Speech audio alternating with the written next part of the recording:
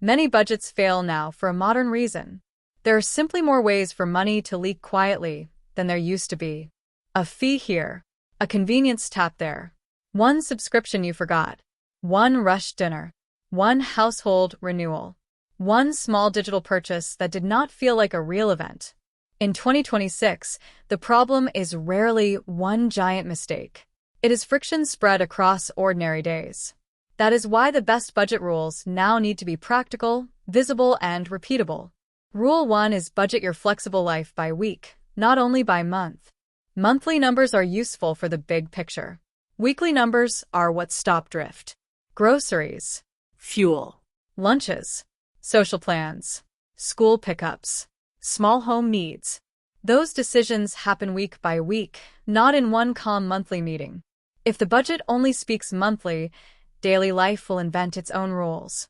Rule 2 is place fixed obligations before lifestyle permission. Rent does not care about mood. Insurance does not care that the paycheck looked healthy for 2 days. Minimum debt payments do not care that groceries went over last weekend. Put the immovable pieces in place before flexible money starts making arguments. This rule sounds obvious. It still prevents a surprising amount of chaos because visible money often feels freer than it really is. Rule 3 is give convenience spending a ceiling. Delivery fees, ride shares, same-day purchases, rushed pharmacy stops, automatic add-ons. These are not always bad decisions. They are expensive decisions when they become invisible. A budget in 2026 needs a rule for convenience because convenience is now everywhere. If the category has no ceiling, speed will quietly take a larger share of the month than intention. Rule 4 is separate recurring subscriptions from one-time enjoyment. A coffee date is one decision. A streaming renewal, app charge, storage plan, or subscription box is a repeated decision wearing old clothing.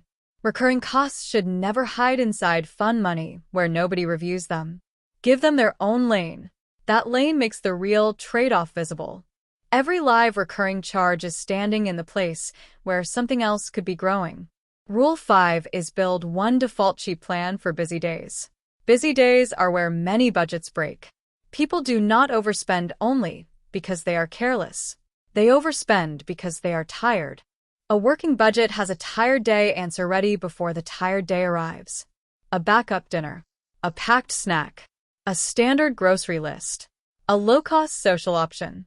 One preserved hour of attention is often cheaper than one repeated convenience habit. Rule 6 is give annual and seasonal costs a visible shelf. Insurance renewals, school events, holiday travel, memberships, birthday clusters, vehicle care, home maintenance. In 2026, too many people call these surprises when they are actually returning visitors.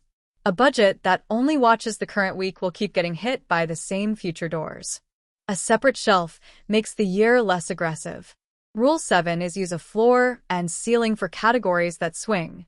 Food swings, gas swings, social spending swings, kids' needs swing, home errands swing. A single rigid number often breaks because life is not identical every week. The floor protects normal life. The ceiling protects the rest of the month. Between them, you get a usable lane. This is one of the few budget rules that stays humane when life gets uneven. Rule 8 is review one category weekly and one bigger number monthly. Weekly reviews catch small drift. Monthly reviews show direction. If you only do the monthly review, the week invents expensive habits before the month can answer. If you only do the weekly review, you may miss the bigger picture of debt, savings, and long-range progress. A working budget needs both scales. One protects motion. The other protects meaning. Rule 9 is do not let income increases vanish into automatic lifestyle creep. In a high-friction money environment, extra income can disappear into delivery, better defaults, higher recurring comfort, and untracked upgrades before it ever touches security. A budget rule for 2026 should answer one question every time income rises. What part of this increase is buying future breathing room? If the answer is nothing, the raise may already be gone. Rule 10 is keep your budget rules short enough to remember in a store, in a parking lot, in a kitchen, and on a tired Wednesday. A rule that only works inside a spreadsheet is not yet a real rule. Real rules travel. They show up when the app is closed. They show up when the week is crowded. They show up when you're deciding whether a small yes is harmless. If the rule disappears under ordinary pressure, it needs to become shorter, not more impressive. Budgets also need to reflect how people actually spend now. A large amount of modern spending does not look dramatic. It looks like one-tap convenience, frictionless renewals, automatic deliveries, and social plans that were never given a lane. That means rules should focus on exposure points. Where does your money become easiest to say yes with? The phone, the late commute, the grocery run after work, the weekend errand pile, the subscription that renews quietly. The best budget rules guard those doors. Good rules are not punishments. They are design choices. The rule is not there because you are weak. The rule is there because the modern money environment is persuasive. It is built to remove pauses. A practical budget puts the pauses back in. It creates a lane where autopay, attention, fatigue, and desire can be handled without drama. There are a few outdated budget habits worth dropping. Do not rely on one perfect monthly number to control a messy week. Do not treat all recurring charges like harmless background noise. Do not assume every convenience choice is exceptional when it actually repeats. Do not underfund groceries and then act surprised when the budget compensates through delivery or snack spending. Do not hide seasonal costs inside emergency money if they keep showing up every year. The budget rules that last are the ones that keep life readable. You know what is already committed. You know what this week can hold. You know where convenience has a limit. You know what recurring charges are alive. You know which future costs are already walking toward you. You know what number gets checked weekly and which number gets checked monthly. That clarity is what makes a budget feel lighter, not heavier.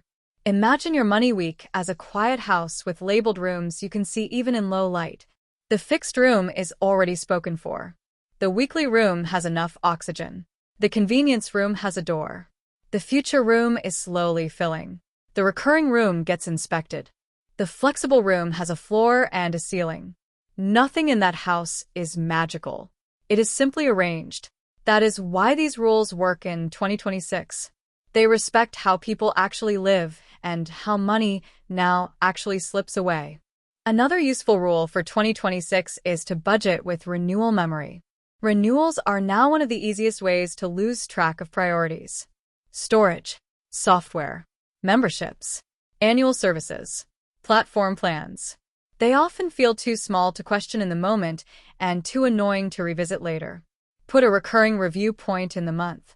If a charge cannot explain its job, it should not keep its chair. Keep one low-cost reset for social spending too.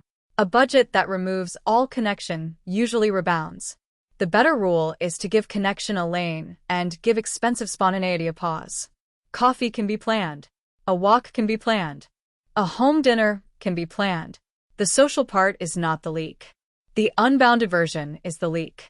Do not ignore how payment methods change behavior. Frictionless payment systems are useful. They are also good at making small decisions feel invisible. A modern budget should have at least one place where spending becomes visible again. A weekly review. A separate convenience lane. A recurring charge list.